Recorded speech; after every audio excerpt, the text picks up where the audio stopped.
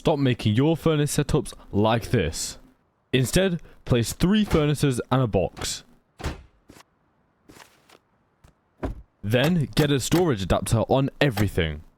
Place down your conveyor and hook up like so.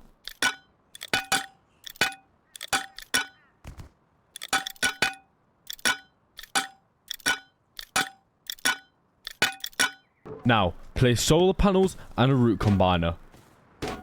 Connect all of it to your battery. Place 3 branches and branch out 3 power in each one. Chain each branch with the power out to the next branch. Finally, attach a branch to each furnace.